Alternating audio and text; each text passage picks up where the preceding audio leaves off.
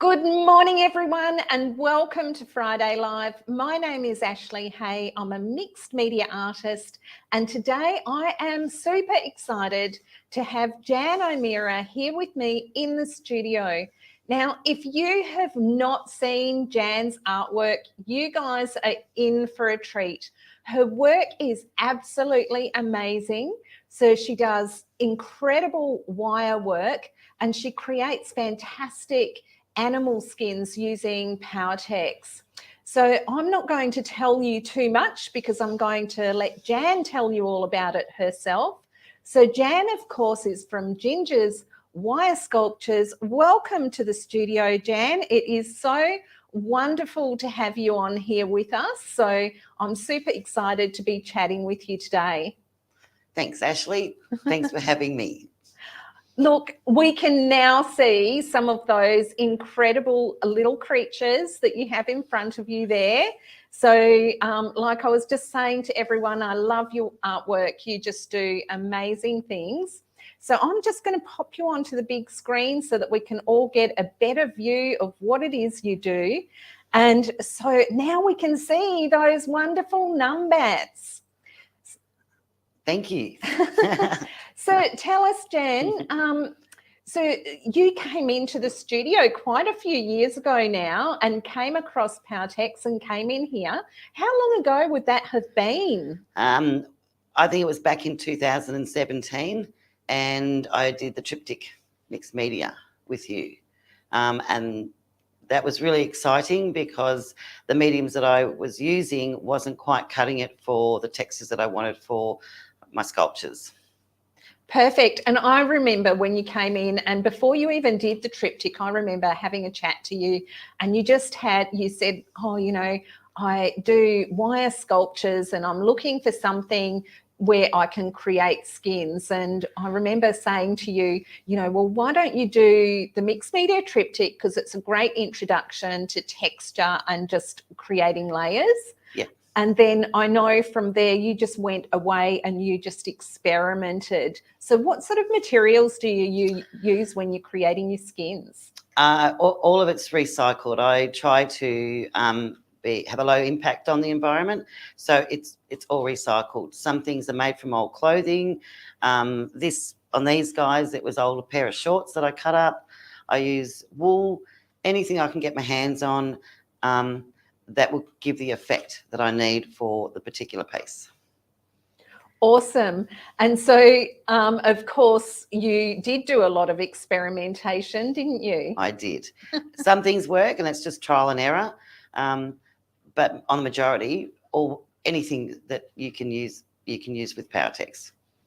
And so you found it really good for working with all those different materials and for upcycling and repurposing those and using it with the wire? Yes, yes. Brilliant. So now let's take a look at these little numbats, Jan. These have got to be one of my favourites of your artwork. I love that you're holding them up there. We can see them really clearly. So just hold it down a little bit. So do you want to just tell us a little bit about the creation of this artwork? Well, this piece I actually did for a exhibition down in Boddington, and Project Numbat is a conservation group of farmers and community and Perth Zoo as well, and where they set up an area to protect the numbats. So this was my representation on the animal for people to be more aware about what these little guys are and that they're at risk in our environment. Beautiful. Now, I know, Jan, that you are really passionate about conservation and endangered animals. And do you want to just tell everyone a little bit about your reason why and so your connection to the zoo and some of your history around that? Oh, for years, ever since I was little, I've been passionate about animals.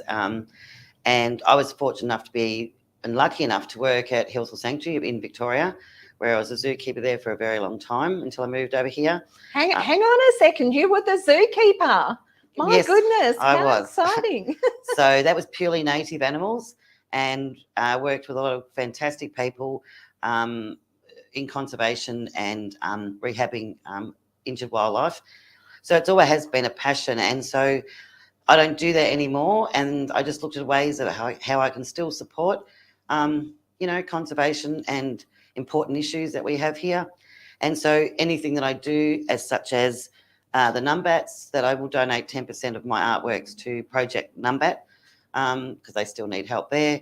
And most of my artwork I will donate to a good cause. And that's my way of getting the word out there as well and talking to people about the particular species.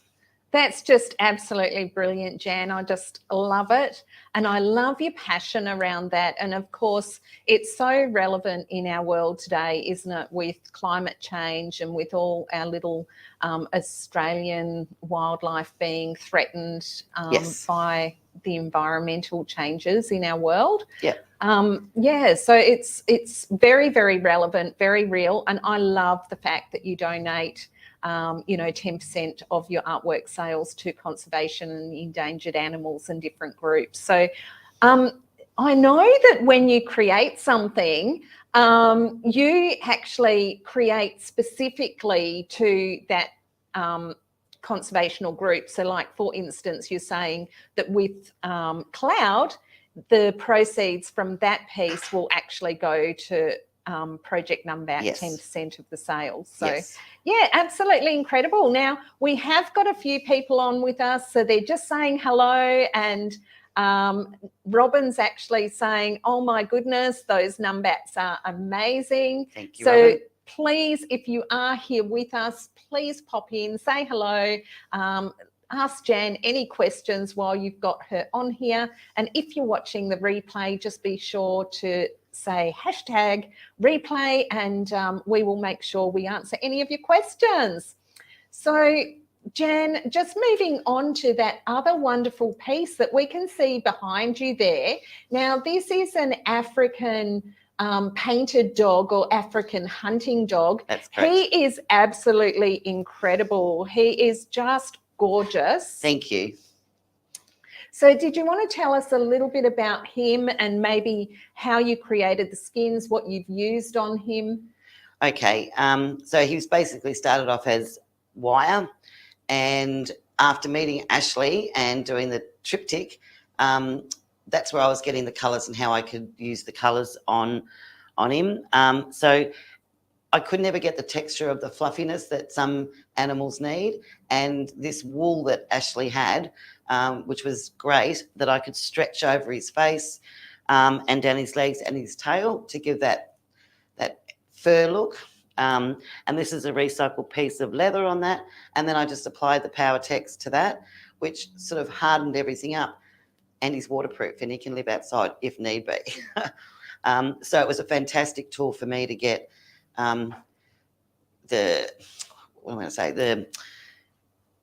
just the texture. It gives that look of hair.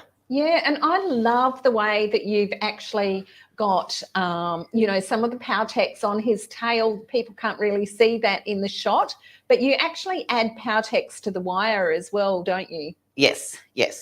I can, it can go straight on. And if people don't like the copper, I can paint the whole thing and it's there forever, which is great. And it just adds that extra dimension of texture to your wire work, doesn't it? Yes. It's amazing. So you guys, if you have the opportunity to see these artworks live, they are just so beautiful. I'm in love with the Numbats. So, but Jan, that the painted dog, that was actually one of the first pieces you did, wasn't it? It was the first piece that I did with Powertex, and we had an exhibition with Painted Dog Conservation Inc., and he was used as a display for them, and I also created small ones, which was a lot of fun, and the wool just went straight over the top of those ones. But yeah, so that was the first Powertex that I did. Perfect. And of course, 10% of sales from that piece go to Painted Dog That's Conservation correct. Yep. as well. Yep. So just loving that. So I was going to say something else, but it's it's left my head for now. Oh, I know what I was going to say. Painter Dog, he was up at the Art Garage for a while. Yes. So this is a place where people can actually go if they are in Perth, and you have artworks on exhibit there in the shop area all the time. So if people did want to see your work, or, you know, they can actually see it there, can't they? Yes, they can. Yeah, it's the Art Garage 191 on Scarborough Beach Road in Mount Hawthorn. And so you're one of the artists Yes. that are represented by the Painted Garage. So that's very, Yes. very exciting. Yes, it is. And they're lovely people. It's a collaborative of artists and crafters up there. Sorry, Yes. I said by the Painted Garage. I Yes. meant the Art Garage. It's a fantastic location too, isn't it? Yes, it is. Yep. So whereabouts is it located? So it's 191 Scarborough Beach Road in Mount Hawthorn. Perfect. So for people visiting Perth or living in Perth, you must get out there. It is a fantastic shop with really incredible artwork with some incredible Perth artists, but also the exhibitions they have from time to time there are awesome. So I know, Jan, you're usually there sometimes, aren't you? You still going up there? Yes, actually, I'll be up there all day tomorrow helping out. So, yep, if you want to come and see me tomorrow, come up and have a look. Lovely. So Saturday, that'll be great. Awesome. Now, another thing that you have been involved with, of course, over the years, since 2020, you created a massive piece for the Castaways Exhibition. That was an incredible piece, and we'll talk more about that next time you're on. But did you just want to say a little bit about your involvement with Castaways? Yeah, I've been entering Castaways probably the last 4 or 5 years, and mainly doing the small maquette display, but that's sort of small sculptures. That's usually in the Art Centre, and actually the Rockingham Art Centre is now open, brand new, so I haven't seen it yet. So that'll be again, I'm entering again this year for the maquette one. I've only done one large piece, and maybe next year I'll look at doing another large piece for Castaways. So the large piece, just for those of you who don't know, was actually huge, and it was a life-size horse and foal, wasn't it? Yes, it was. So, and that was COVID that did that when we sort of all went down into our little homes into a bubble. My dream was to do a life-size horse, and COVID sort of afforded me that opportunity. And how did you come to be involved with that? I know you got some mentoring and... yes, that year when I had the horse, Linda Chiro is the curator, and she mentored me through that whole process. So that was a great opportunity too. Absolutely. What an incredible opportunity. And not surprising, Jan, because your artwork is absolutely gorgeous. And what I love about your pieces too, and I'd love to see an exhibition where, and I know we've talked about it, where there's actually lighting on your pieces and you actually get that casting of the shadows. Yes, I'd love to do a nighttime one where I could set up the lighting, and the shadows that display behind the sculptures is pretty amazing. So for any galleries listening in Perth, Jan, I'd love to do an exhibition like that. It would be really contemporary, really interesting. And of course, she'd still be donating some of the proceeds to conservation because you're so passionate about it, right? Yes. Okay, now Jan mentioned as well the Marquette and Small exhibition that is part of Castaways, Jan. And so you had a piece last year. Did you just want to say a little bit about that?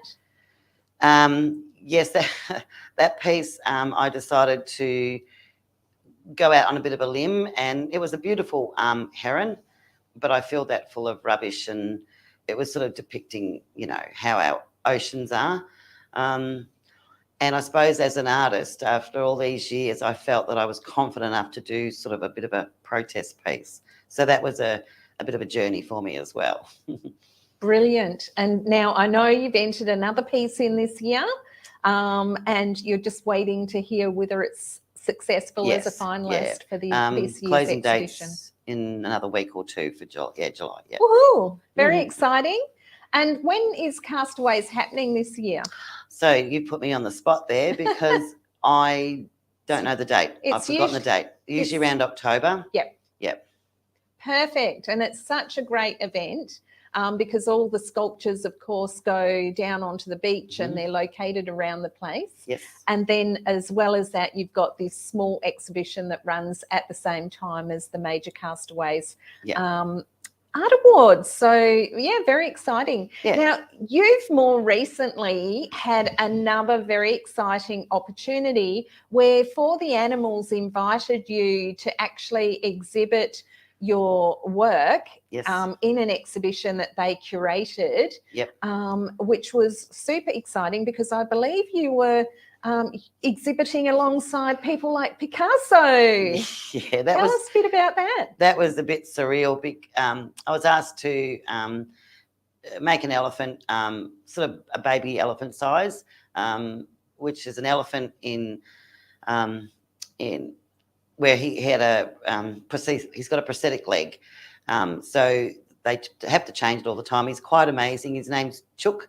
And you can follow the links actually we'll put up and see his journey. But so I made one for them, and I made quite a lot of small pieces which I donated. But my works were beside Picasso, Norman Lindsay, Ben Juniper, Banksy's, and it was sort of a bit surreal being in that sort of environment. But it was a great experience, and I appreciate their invitation. Awesome. And you went to the opening as well. Yes. And yes.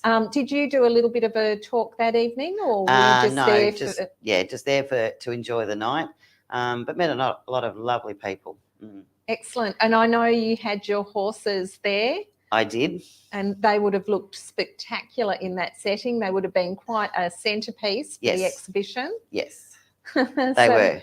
Yeah. So fantastic. So anyone who does want to follow that story of Chook, the elephant with the gammy leg, you can find it if you actually just, Google his name, and also we will find the link and pop it into the description for you, and then you can have a look at that story.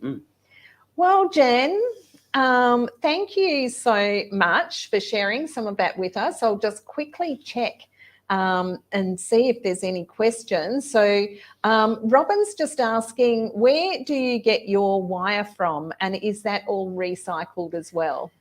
So I do a lot of stripping of wire, and my husband, who helps me. I have actually got a good family support. People bring me wire. I'm known as the wire lady now, but I will get it from salvage yards. So I always say that my work is 99% recycled, because sometimes I do have to go to Bunnings and get some silver wire. But other than that, it's all recycled. That's just absolutely brilliant, because I imagine, especially with something the scale of the horse, oh my goodness, the stripping of wire you must have done for that. We have a little machine now. I used to do it with a Stanley knife. Oh my goodness. Yeah, how insane. So someone else has just said that they're loving the interview, Jan. So yeah, absolutely. We've really loved hearing your story today. And it has just been my absolute pleasure to have you on here, and I appreciate you so much. And so thank you for joining me, and I'm super excited that you're actually going to come on again in a month. What are you going to be doing when you come on next? So I've got some workshops up and coming, but I'm going to show some techniques on how I apply my works to Powertex and how it can be exhibited. Fantastic. Can't wait for that. And of course, if people would like to connect with you, Jan, they can connect with you through Ginge's Wire Sculptures on Facebook and Instagram. That's where you can find Jan's work. And of course, Jan, you're going to have your website going live very soon, right? Hopefully within the month. So that's just the next step along the way. And of course, you and we have worked quite a lot together over the years, and it's been really wonderful being part of your journey and really seeing the growth and the exciting things that are happening for you now. I appreciate your friendship, Ashley, and your support, even though you crack the whip sometimes. Awesome. So, we all need a bit of that. I know sometimes I need a bomb up under me as well. So, you know, it's always good to have a little bit of support. Alrighty. Now, next week we have, of course, got someone else coming on, and I haven't written it down, and I'm going, oh my gosh, it's Renee. Renee is on next week, and Renee is going to be with us to show us her Steampunk Mermaid, and she is really amazing. She's so passionate about steampunk. So if you love steampunk, you're going to love next week with Renee. And of course, if you want to learn more about Powertex, there's lots of information on the website that you can actually see and enjoy. And there's also a new series called What Is, and it goes into all the different Powertex products. So you'll find that on the YouTube channel. And it just explains all the basics of those. So be inspired, get creative this weekend. We are really, really, really excited to have you guys on with us. And, you know, without you here, we would have nothing. So thank you for joining us. We love the fact that you watch. And Jan, thank you so much for coming in today. And it has been wonderful having you here in the studio with me. Thanks, Ash. Bye, everyone. See you next week. Don't forget, Friday Live, 10 a.m.